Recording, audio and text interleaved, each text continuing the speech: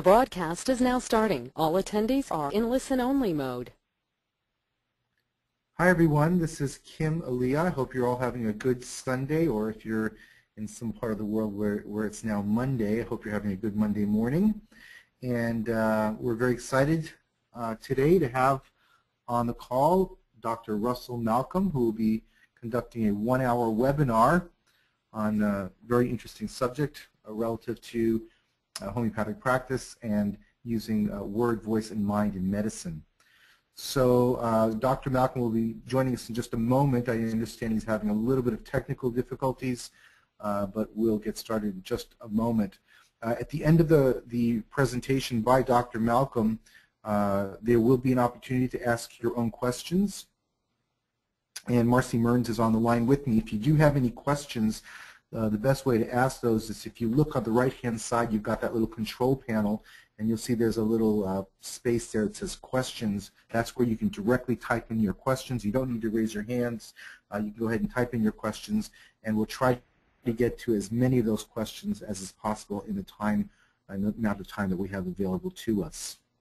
So while we're waiting for Dr. Malcolm, let me go ahead and just make a couple of preliminary comments and remarks. First of all, Dr. Malcolm will be coming this September 16th through the 18th to Washington, D.C. As I said earlier, he's going to be offering a conference, a seminar called Resonances, Word, Voice, and Mind in Medicine, the Science and Art of Listening from a Homeopathic Perspective. And this is a seminar approved for up to 20 Category 1 AMA CME credits. So that's pretty exciting for those medical doctors out there. Let me give Dr. Malcolm a quick introduction. For those of you who don't know who he is, Dr. Malcolm is medical director of the Claremont Homeopathic Clinic in Glasgow, Scotland, and he's been practicing homeopathy for over 20 years, including the 6 years during which he served as Director of Education at the Royal London Homeopathic Hospital. Since leaving that post in 2000, he has continued to contribute to homeopathic education both in the United Kingdom and internationally. In addition to his medical and homeopathic studies, Dr. Malcolm has studied arts and humanities and has a long-standing interest in the performing arts. Over the last decade, he has drawn on all three disciplines, allowing art and science to influence his daily work in ways that have direct practical relevance to his patients, students, and colleagues. And okay, that's just kind of an overview of who he is and the work that he's accomplished, but I have spoken to numerous individuals who have told me that in addition to his incredible level of understanding about homeopathy and other alternative disciplines, Dr. Malcolm is one of the most dynamic and exciting presenters that you'll ever come into contact with. Let me just read a couple of quotes. This is from Ronald Whitmont, who's Edward Whitmont's son. Edward Whitmont is the individual who wrote the book Psyche and Substance, a very well-known book that integrates Jungian psychology and homeopathy. And Dr. Whitmont wrote, Russell Malcolm is one of the most dynamic and entertaining teachers I've ever had the pleasure to study with. He is a literal wealth of information on homeopathy, patient management, and natural therapeutics. I cannot recommend studying with him highly enough.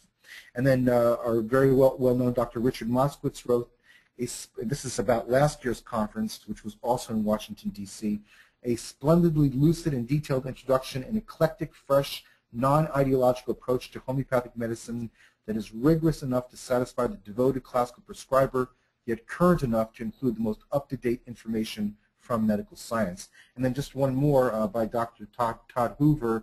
Dr. Hoover writes, Dr. Malcolm's educational skill and training were immediately apparent.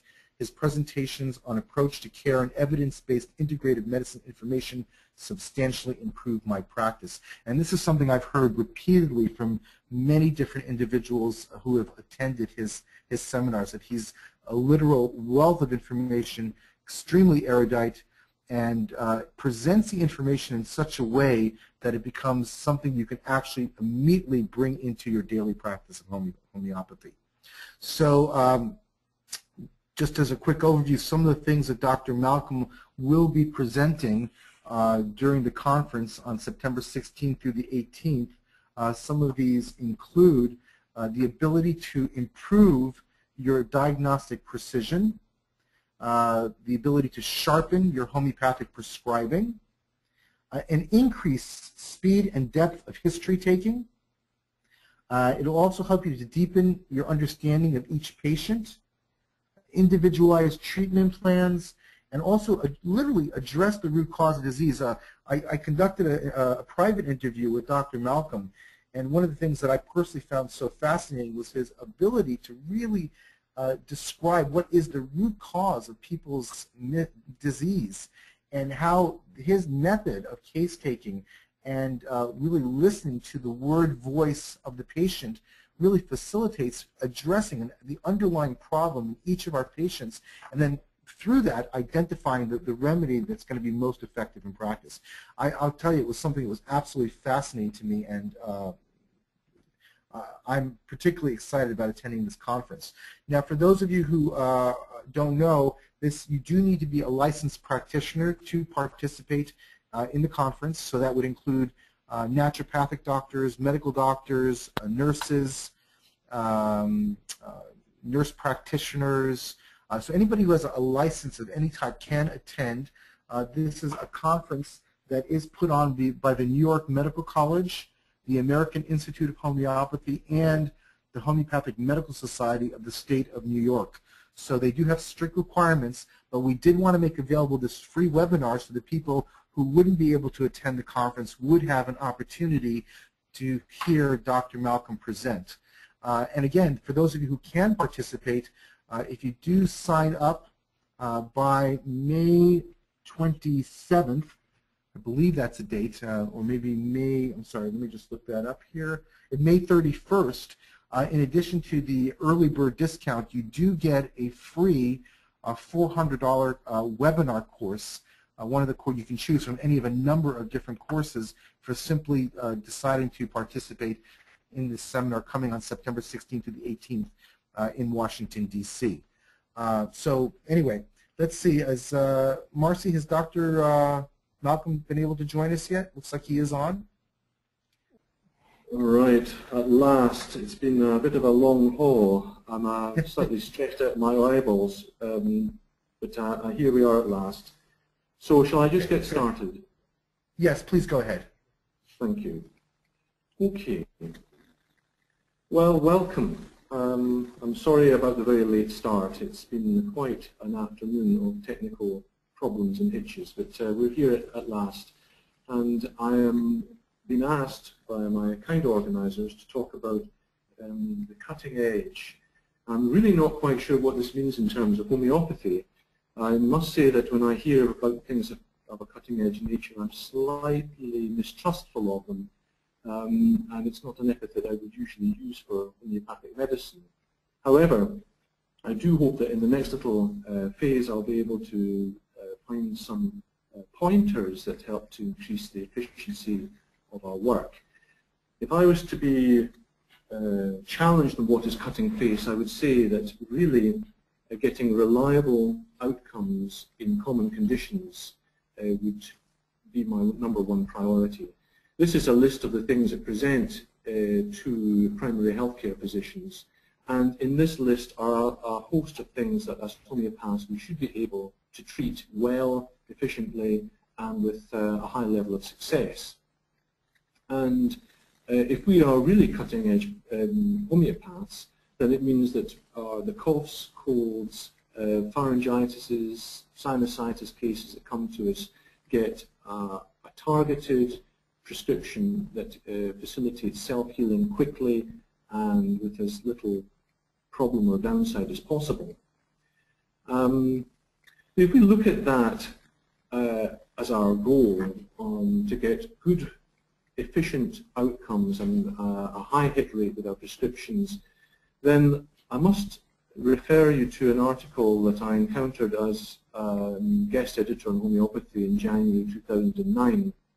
In this article, they were looking at methods of case analysis and repertorization, and one article particularly caught my eye, which was the article on Polarity Analysis by Heiner Frei and his colleagues. It's very rare that you see in the literature studies that clearly demonstrate improved outcomes and improved hit rates from a new technique of analysis. In fact, the technique of analysis is not so new. It's based around a variety of a data set which is very well established in homeopathy. But if you look at the improvement rating available from this technique, it's really very impressive. And the successful prescriptions, I felt, were also extremely impressive, well over 80% on average in terms of a hit rate. And Heiner Frei interpreted the improvements of these successful prescriptions as anything with more than 50% on the Connor outcome scale. So this was a very impressive piece of work. And if I was going to talk about getting a success for homeopathy, something that improved our profile, I would say that if patients attending for coughs, colds, upper respiratory infections had reliable prescriptions, homeopathic prescriptions in 80% of cases, then homeopathy would soon recover as an entity. It's not cutting-edge medicine to talk about our successes in strange somatizing syndromes and bizarre, strange, rare and peculiar symptoms. Obviously, we have a place in many areas of chronic medicine, but what will change our profile as a body of individuals will be our success in common everyday things, infections, things that will help prevent the requirement for antibiotics, steroids, and other symptomatic medication. So I would like to give you a little example case here. Mr. R.O. is a student aged 22, came to see me recently, and he has had a cough for some weeks. Every viral cold he gets gives rise to a cough and has done since he was 8 or 9 years of age. And this cough appears sometimes without any heralding symptoms and lasts for weeks.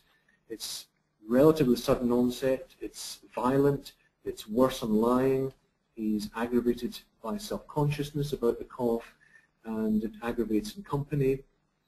It's not responsive to the usual proprietary medications and all the symptomatic drugs, and believe me, he's tried almost everything from his local chemist. He's currently coughing all night, and it gets worse in going to bed. He gets soreness over his upper anterior chest, and he's got a little bit of nasal catarrh. He finds that getting up out of bed and walking around and distracting himself ameliorates the cough, and his throat feels like sandpaper after a while.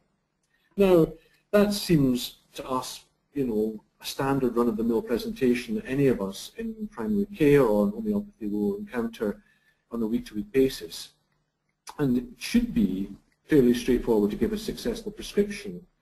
However, there's a case like that, you know, a case like that presenting to somebody even like myself who's been 25 years in practice can leave us scratching our heads. The reason being that strange, rare and peculiar symptoms are quite highly defined in our materia medica and our decision support tools, but common symptoms aren't so easy to access. What are we going to do? We might look at a rubric for constant cough and be bewildered by the range of remedies that are there. Alternatively, we might look in a clinical repertory like Clark's repertory, or maybe one of the simpler symptom indexes. What we could do perhaps is look at Clark's prescriber, see if there are any particular clues that we might find in there that relate to his cough that help us with a remedy choice. Or we might use Tyler's pointers, a cut-down materia medica that gives us the keynote features of coughs for different remedies. But we've only got 5 or 10 minutes in the appointment, and if we're faced, for example, with a repertorization, looks like this, we can be in a kind of state of fugue in you know, trying to identify what remedy our patient should have. And what I would say is that our job is to reflect symptoms to find an acute simillimum which is accurate, targeted, effective, and rapid in its effect. And this mirroring of symptoms requires that we engage with data. Now, if you happen to be a fantastic intuitive prescriber like Compton Burnett, the man with the cough will just lead you directly to your prescription pad or to your remedy drawer. You'll pull something out and, hey presto, that's great. But for most of us, you know, even with a cough, someone presenting like a cough will be agonizing a bit. And this is because the data that we have inherited is enormous, it's broad in its scope, it's complex, it has been added to, it has been refashioned over 200 years, and in fact, in our modern times, we can be suffering from data overload in terms of the options for case analysis of even a simple case that makes us uncertain about our prescribing. And one of the big problems for modern day homeopaths is the fact that it can be stressful, even with a simple case, finding a solution. What I would say is that what we need to do is move forward from that and find clarity. And if you were to ask me what cutting edge means in homeopathic terms, it means understanding the fundamentals and applying basic principles with clarity. Fortunately for us, Heiner Frei's method helps us to do that. But the essential data on which it's based is still based on proving data. And if we look at this proving data, it has always been a composite. Hahnemann himself made us aware that the symptoms belonging to medicine do not appear just in one person, and that the data itself is a composite data and is compiled with very considerable care. The true materia medica, according to Hahnemann, is a collection of the genuine, pure, unmistakable modes of action of simple medicinal substances. It's a codex of nature. The materia medica pura is also quite a handful, and it's not something that we can refer to in 10 minutes for our patient with a cough. Looking at these provings, it's quite clear that there are alternating states, and that in the proving group, we have to find our way out of the noise of the secondary symptoms that described by Bönninghausen, all the alternate effects of inferior worth. And what we're looking for in this proving data is the clear expression in certain patients of a guiding symptom for the remedy that we can then use as a synonym later on in practice. Of course, if we're looking at groups of patients, for any one proving, we'll also see a variety of polar symptoms, not only the patients who produce a positive expression of the symptom, but also patients who actually produce a polar expression of that same symptom. And again, from the point of view of the evolution of data, this presents us with a clear challenge in terms of finding out about the genius of the remedy. If we think about proving symptoms, again, as a basis of our data, and we can see that patient expression events are what is where the data is coming from. For any one proving, we'll have a variety of expressions in one or other direction, either in a clear direction of amelioration, for example, from gentle motion, that we would see in Rostok's case, to a polar opposite in, for example, Natrum Muir, where the expression for the desire for salt is either amplified or diminished.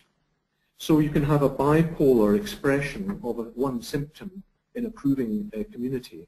And this is very important to realize in the proving data and in the clinical data on which we base modern practice, because these polarity symptoms can be as important to establishing the indications and contraindications for a remedy as the very clear unilateral or unipolar symptoms that we tend to learn in our courses. So if we look at our poor student with his cough, we're clearly going to be looking for a remedy which is worse on lying, is worse when he's thinking about it or stressed by the cough, is worse in bed at night, and is better getting up and walking around. And that has to be balanced against the polar symptoms for any remedy that falls into that category. Clemence von Bönninghausen was very, very clear in his thinking. He was an extremely assiduous interpreter of the proving data and also the Materia Medica Pura. And he looked very closely not only of the unipolar symptoms, but he also very carefully examined aggravations and the alternating actions of remedies in making his assessment of those materials of what they were capable of mirroring in a homeopathic sense, and also in the application of his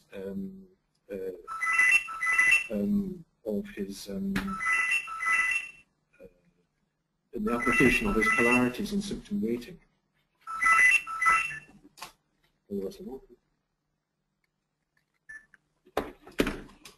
Sorry about that, I thought that might be the controllers back online again there, but we're all right. So if we look at the other aspects of alternating states relates to effects and counter effects. And Arndt-Schultz law tells us that small doses stimulate or have paradoxical responses. Larger doses inhibit, as in most drug effects in modern pharmaceuticals, and high doses inhibit or cause death because the system's failure. And we need to understand that these were the phenomena that were seen in the first provings when we're looking at microdose phenomena. The very early provings were done using material doses, which produced alternating and bipolar effects, produced stimulatory and then counter effects, primary and secondary drug actions. And that has also to be disentangled when we're looking at Materia Medica Pura and the symptoms that are there.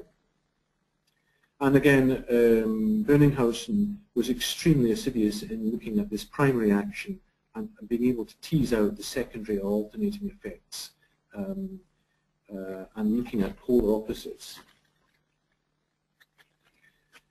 So in this way, he was able to apply a weighting to each symptom for each remedy, which helped us to understand the genius of the remedy, those primary modalities that characterize the remedy and render it reliable in clinical work.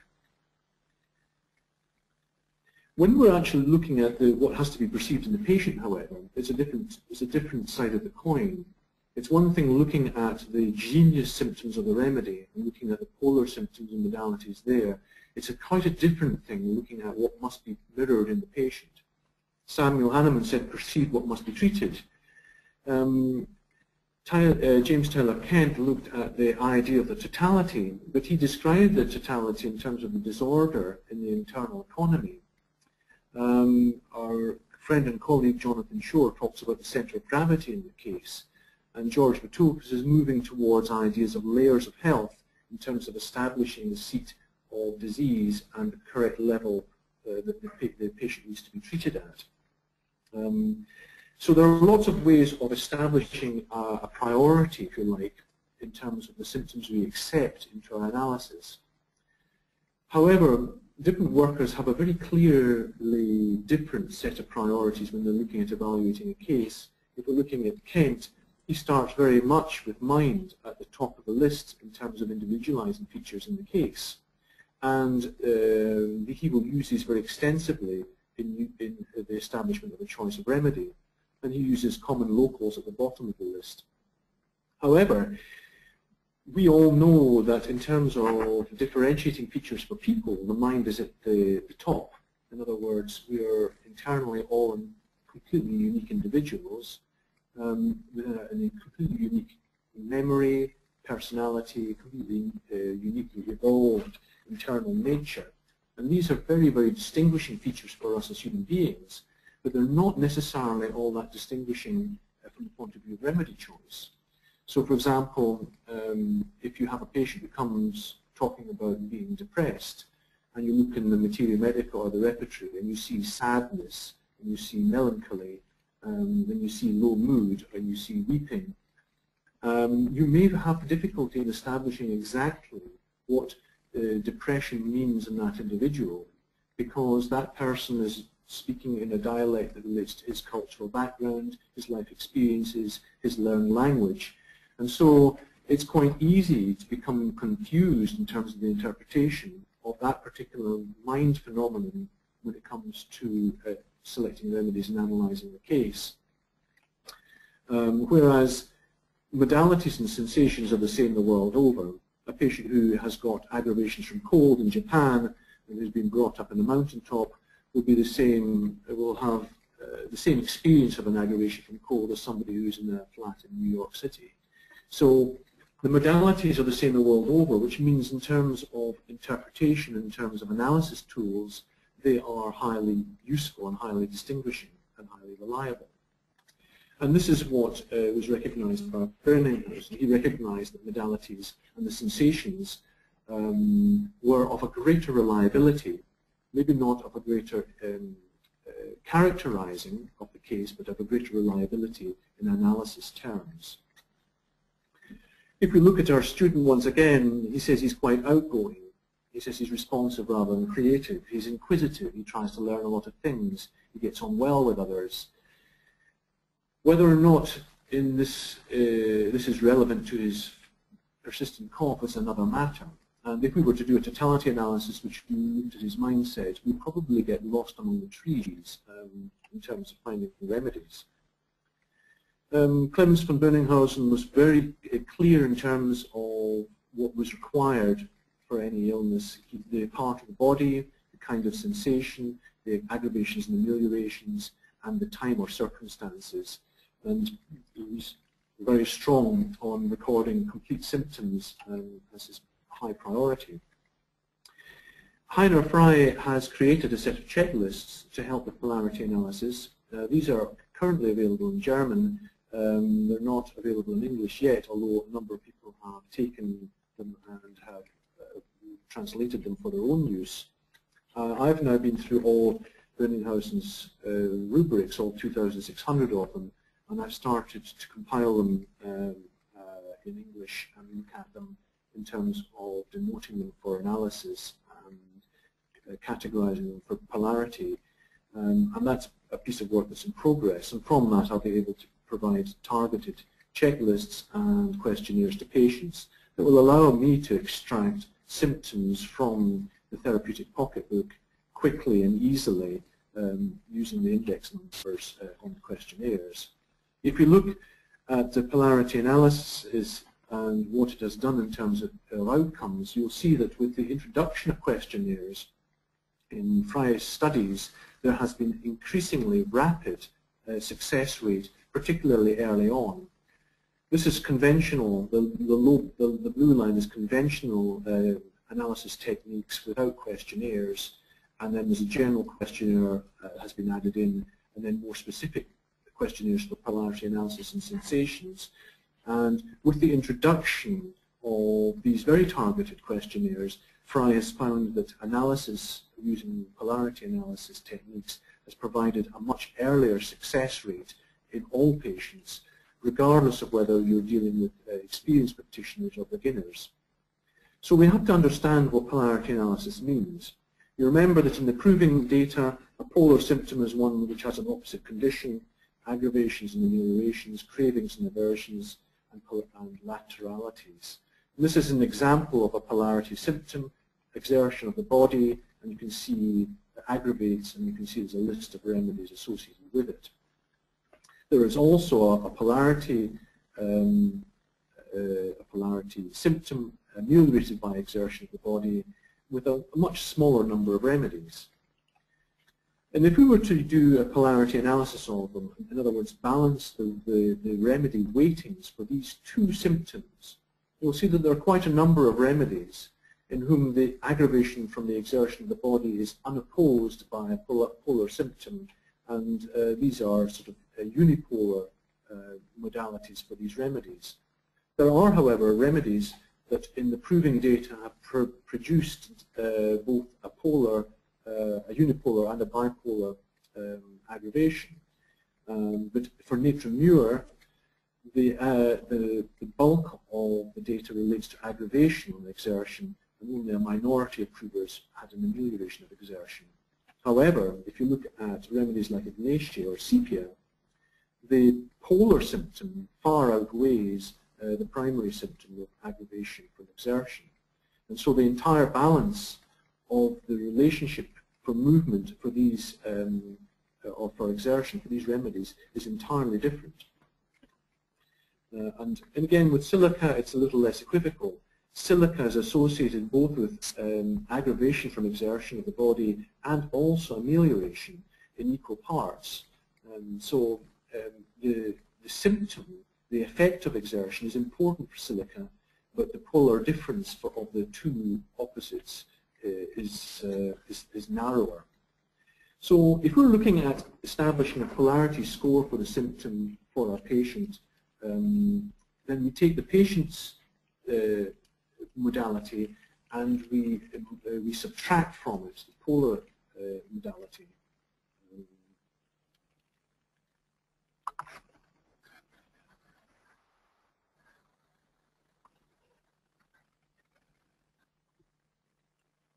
And just so you don't forget, there's a little diagram here that is an aide-memoire, patient over polar or patient minus polar. You'll have to excuse me, and if that has sunk all my reputation as a teacher, then so be it.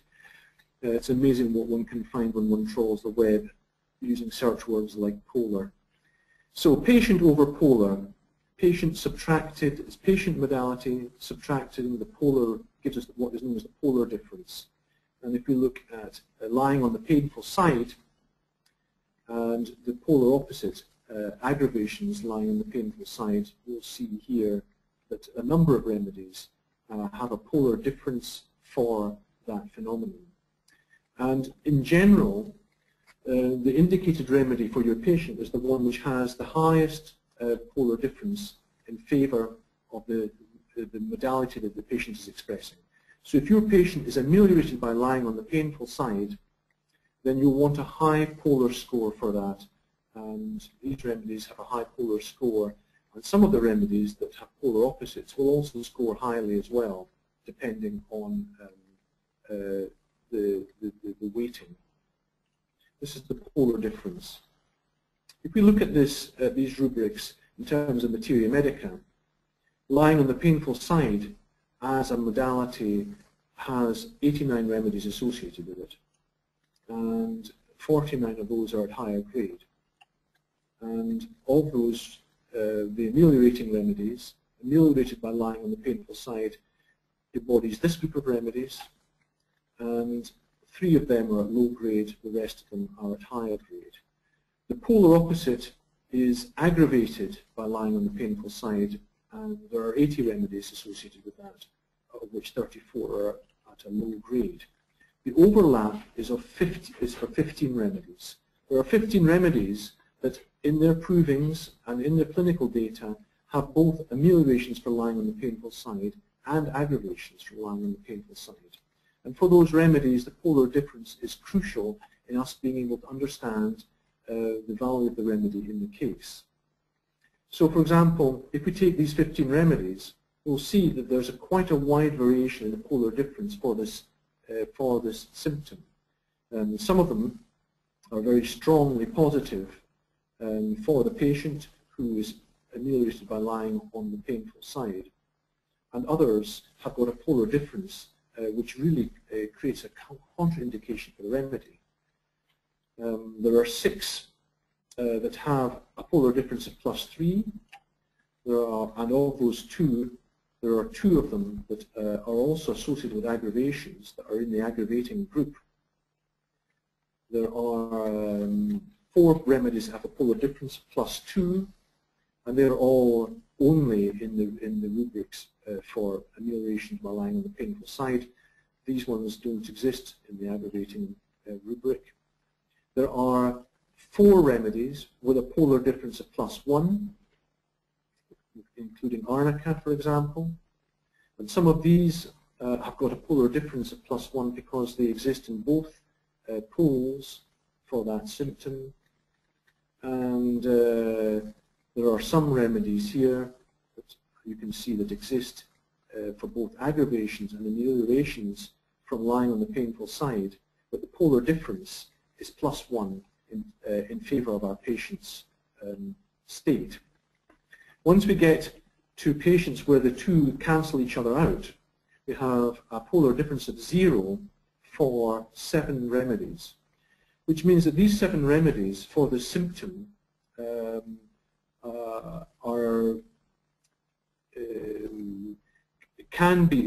these remedies are mildly associated with aggravations and ameliorations in lying on the painful side.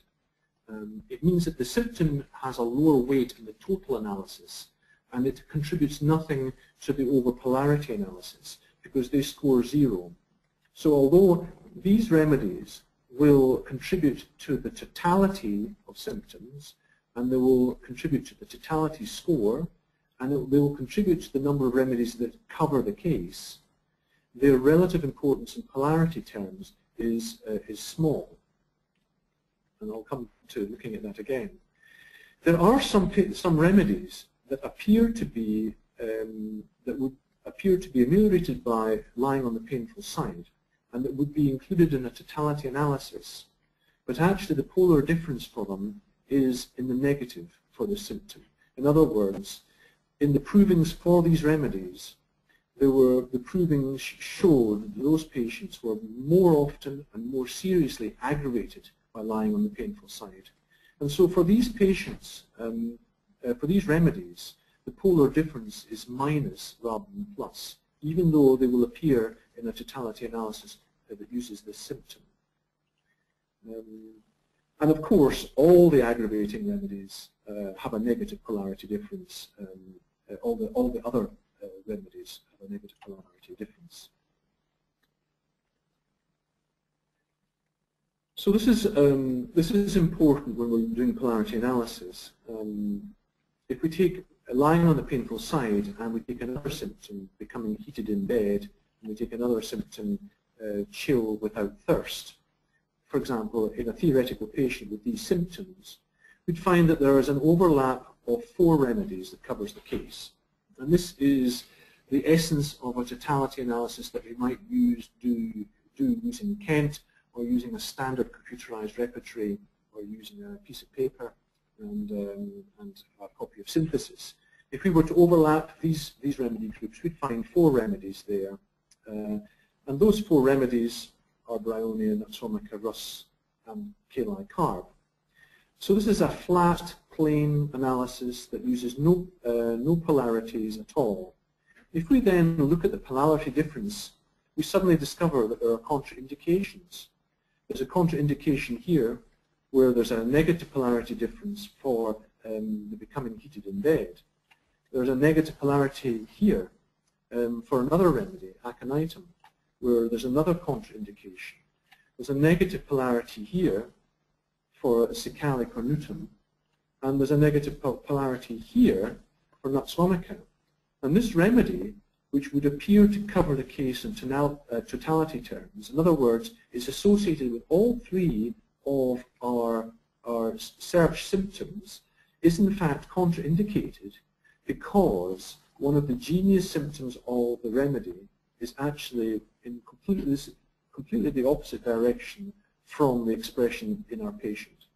And this is extremely important because many of us will prescribe doing careful totality analysis. We'll take the symptoms from our patient carefully, we'll add them up, we'll look at cases, at how they cover the case, and we've hitherto been unable to dissect out remedies which are actually contraindicated because the genius of the remedy in terms of its modalities is entirely opposite from the expression in our patient, even though it's listed for the symptom.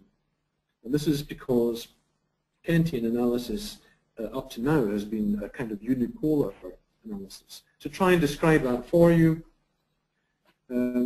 take some remedy fields, some rubrics, and if we do a flat Kenton analysis, we'll bring out certain remedies that seem to be covered by the case, and particularly with computer analysis, where we can cross-match really quite wide symptom fields, we'll find that there are quite a number of remedies that seem to cover the case. And often in modern homeopathy, we have to then do something to try and find the remedies appropriate for our patient. So we'll then do symptom weighting. We'll emphasize a very important symptom as described from our patient, and we'll emphasize all the remedies that exist within that rubric.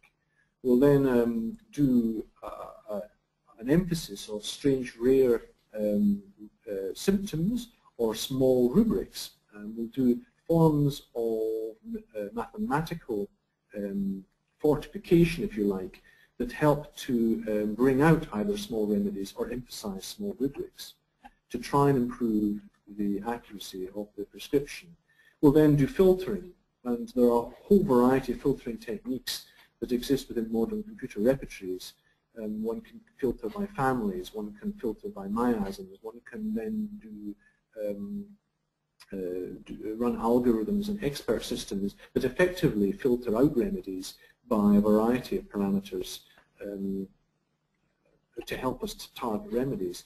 However, none of these techniques will get rid of a remedy that apparently covers the case, but actually whose polar modalities are running against it. And this is a big problem, because we can prescribe what appears to be a well-indicated remedy whose genius symptoms are opposite from our patient. Even if we then take our presenting complaint and we exclude everything, or we limit ourselves, if you like, in our analysis to only those remedies that are covered by the presenting complaint, even that can include remedies that are actually contraindicated. The other real problem with Kenton analysis relates to the division of rubrics. And this has become an extreme problem. If we take our patient who has his cough, he has a cough in bed at night, aggravated in bed at night. If we run down through all the rubrics into the sub-rubrics, we find that there are only two remedies.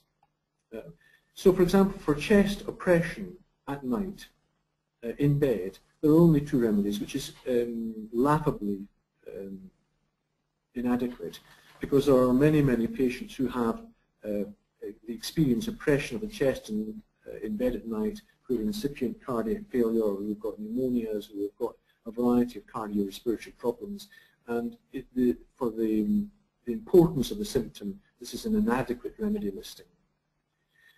So if we look at Bönninghausen, how Bönninghausen would treat that phenomenon, he would take it by region, and he would look at all the remedies that are regionally associated with the chest, that are associated with inward pressure or oppression, that are aggravated after midnight and are aggravated by lying in bed.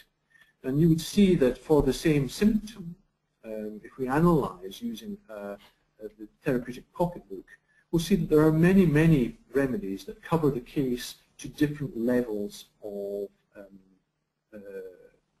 accuracy or fullness. If we take, for example, the number of hits, you see there are a lot of remedies that cover the case. If we take the sum of the grade, we can see that the sum of the grade includes some important polycrests which cover the case. But we'll also see here that the polar difference here excludes quite a number of remedies that at one level cover the case, but whose modalities are opposite from that expressed by our patient.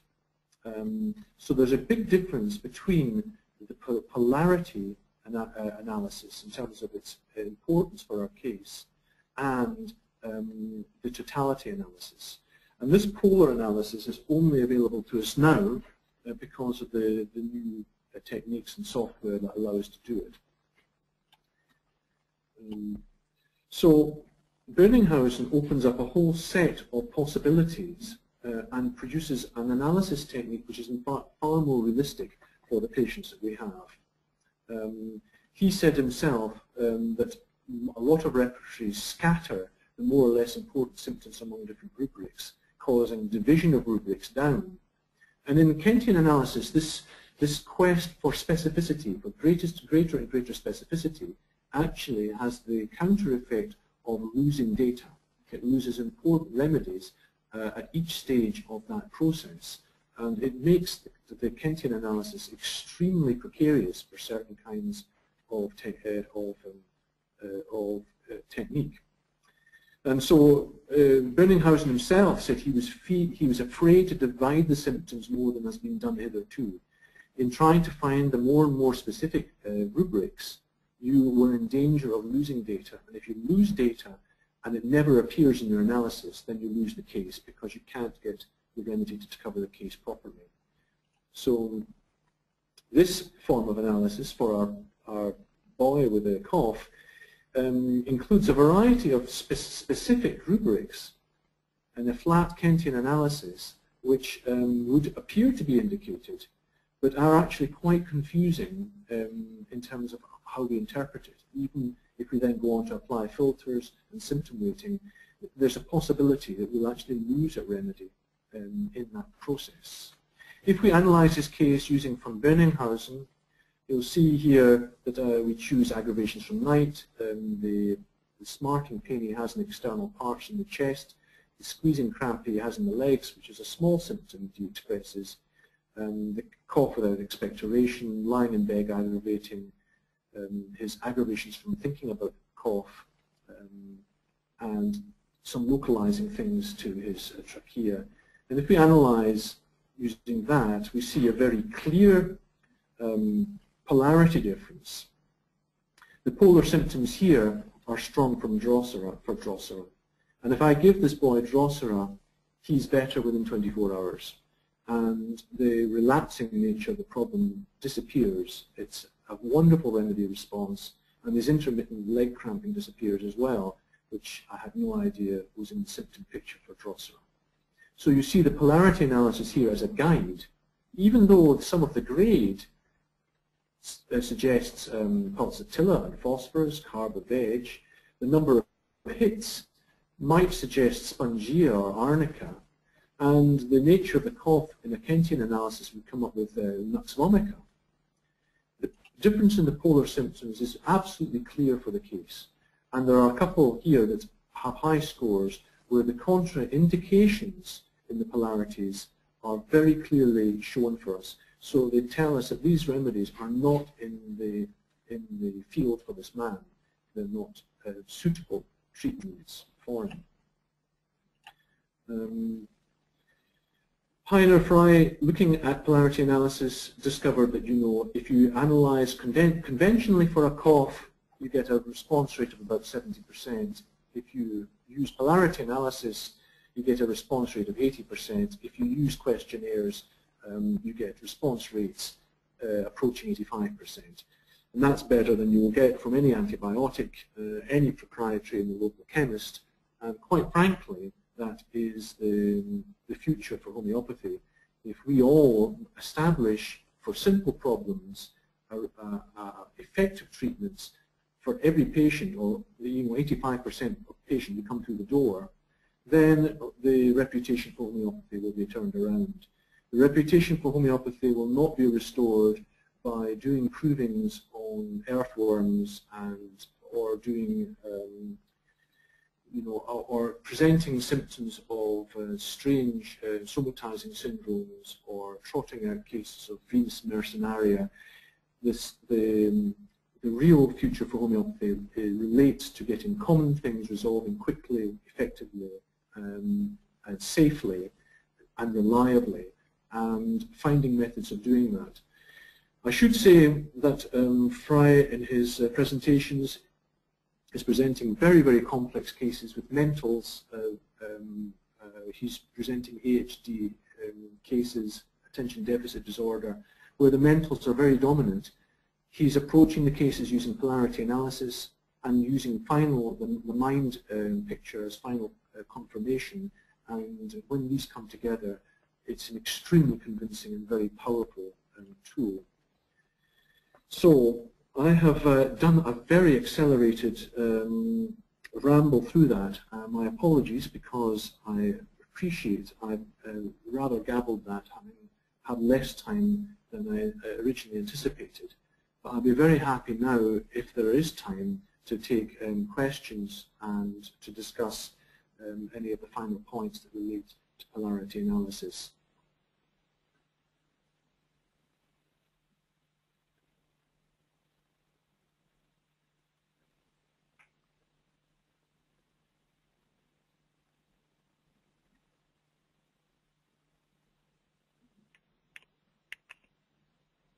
Dr. Malcolm, it's Marcy Mearns here. Do you hear me? Yes, I hear you. Very well, thank you. Dr. Whitmont has asked if you could talk a little bit about how we might access polarity analysis data for use in our own practices? Well, I would say that the important thing is to get the software. You can use Birninghausen's Therapeutic Pocket book, and it is possible to use a standard analysis grid and use the Therapeutic Pocket book and calculate out by hand the polar difference for all the symptoms by hand. But it takes an inordinately long time to do it by hand. What you need to do is you need to bring down the software from Birninghausen Direct, which is just newly available in an English version. It's virtually hot off the press in the last couple of weeks. And the software is simple, it's extremely elegant, and it's a relatively small program, and it can be downloaded. You can get the security key or a dongle sent to you, and you can be up and running very quickly. When it comes to actually entering the data, you will find that it is a little different. It takes a little while to get used to putting in rubrics. Each rubric in the Polarity Analysis software has got a reference number, and if you're using questionnaires, then you can type the reference number for the symptom directly in, and the rubric will come up directly. I'll just bring up the software so you can see it again. This is the Therapeutic Pocket book, the computerized version, available from Birninghausen Direct, spelt with a K, D-I-R-E-K-T. And what you do here is you will type in the rubric you're looking for. It'll give you the list of Birninghausen's rubrics, which you can then select in, and which will appear in the analysis. You can see the remedies associated with it. And then when you come to do the analysis, it will search out all the polar rubrics, and it will then elucidate those for you so that you can see the remedies that are associated with the polar rubrics for that modality. As I say, it's extremely elegant, extremely simple to use as a nice patient filing system, and you'll be up and running very quickly with that. The new version particularly is useful because it will show you the contraindications. It will grey out the remedies that are contraindicated by a very negative polar difference. So I would say that from the point of view of getting going, getting the software is pretty essential. I'm hoping to have English language questionnaires available, hopefully by the time the Washington Congress comes in September. It's quite a big work. I've had to pull up the 2,600 symptoms and start to categorize them, and I also want to translate some of them into modern vernacular English. So there's a bit of work to be done there, but I hope at least I'll have some style questionnaires. And of course, the great potential is that you can have those style questionnaires as PDF files that your patients can download, can fill them out before they come to the clinic, and allow you to do a very rapid analysis, just using the reference numbers associated with each symptom there and then in front of the patient in your own clinic. There is also the potential of using web-based forms and things, but ultimately the idea of this process is to make it more accurate and not to produce a distance between you and your patient, but to increase the penetration of the analysis technique, really. Does that answer the question? Thank you very much. Can you just clarify for us the KI in the polarity scores? Well, the KI is the contraindication. It's obviously comes from the German spelling for contraindication, but that is what it is. That's all that means. It means that in this particular example I've just pulled up, for aggravation during sleep, which our patient has, there is also an amelioration during sleep for this remedy. And for this particular remedy, they are ameliorated far more during sleep than they are aggravated. in terms of the proving data and the clinical data from the Materia Medica Pura, which means that if your patient is got an aggravation during sleep, and it's important to the case, this remedy is very unlikely to be suitable for them. It's the genius of the remedy is running against your case for this important symptom. Obviously, you know, when you're looking at a case, you obviously have many polarity symptoms in the case. This is not a particularly good example actually, but your polarity symptoms, you may, if you have a lot of polar symptoms, have many contraindicated remedies that appear here, and which, even though they cover the case in Kentian terms, should be avoided because they run against the genius of the remedy, or the patient runs against the genius of the remedy.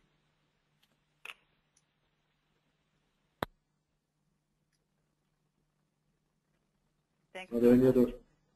We've got a few more questions if you're willing to stay on with us a little bit longer. Yes, I'm happy to do that. And this particular software, a couple of questions. Can you tell us which version of the Therapeutic Pocketbook is included with this, and perhaps also again mention the URL for where one can get more information, please? The Therapeutic Pocketbook one, this is using Berningshausen's Therapeutic Pocketbook in its final edition that he would supervise. Obviously, after Berningshausen's death, many other people took the pocketbook and did things with it. Allen did all sorts of things and added all sorts of remedies to it, and Berger modified many things within the pocketbook. There are some features here that have got a little asterisk by them, and these asterisks relate to Dunham's edition of the Therapeutic Pocketbook. Dunham was an eminent American homeopath who visited Berningshausen, and together they looked at the pocketbook, and Dunham annotated his personal copy with all the very final thoughts of Berningshausen, all the final adjustments to the remedy weightings and to the symptom weightings. And so it is really this particular single copy, Dunham's version of Berningshausen, which seems to the developers of the software to be the last word, really, in this particular work that has been used. But the developers have denoted which of the symptoms have been amended in the handwritten manuscript or in the handwritten copy of Dunham. And I will try and write up the URL, but you'll be able to find it relatively easily online if you simply put in Polarity Analysis or Berningshausen. You should be able to find the Berningshausen Direct fairly quickly. But I'll try and write it up for you. So, does that answer that question? I believe so. Just for clarity's sake, and you know, as it usually happens, if one person has the question, there are probably others as well. Can you really review for us the meaning of contraindication? We don't mean that a remedy is contraindicated because the remedy is inimical to the one chosen. It's a slightly different. Yes, it is a completely different idea of contraindication. If I look at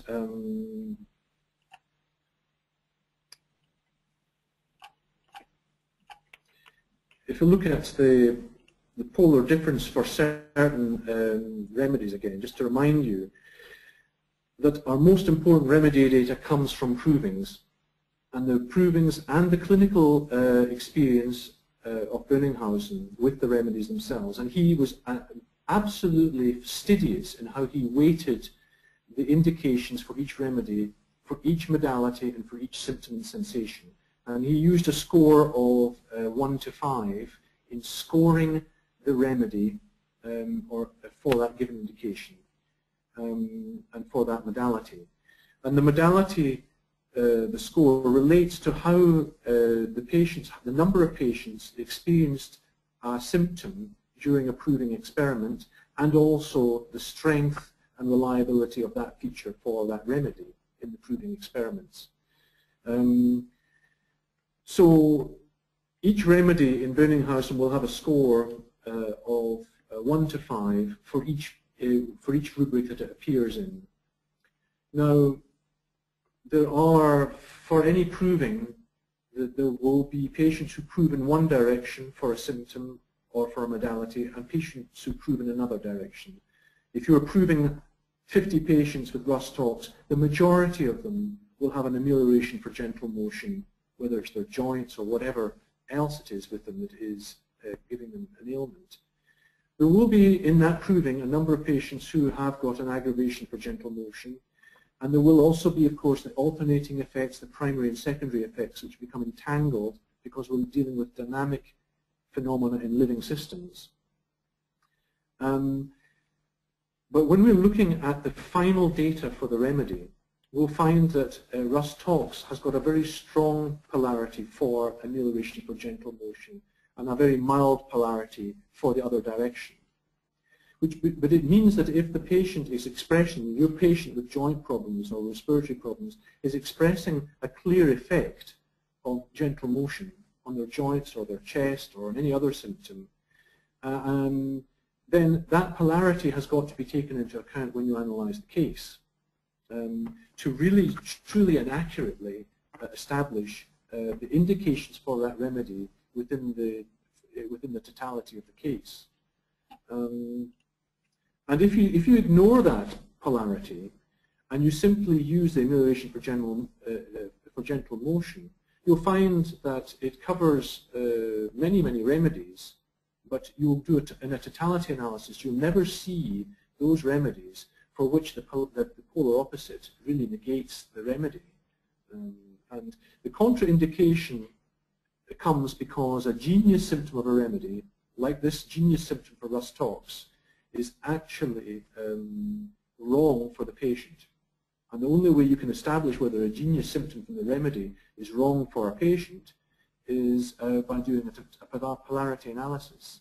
And that's why Kenton analysis often fails us, because a Kenton analysis will allow us to analyze on the totality, but it will not show those remedies whose main modalities are running counter to the symptoms expressed by a patient. And this is why polarity analysis produces such an improved outcome. I don't know if that answers the question.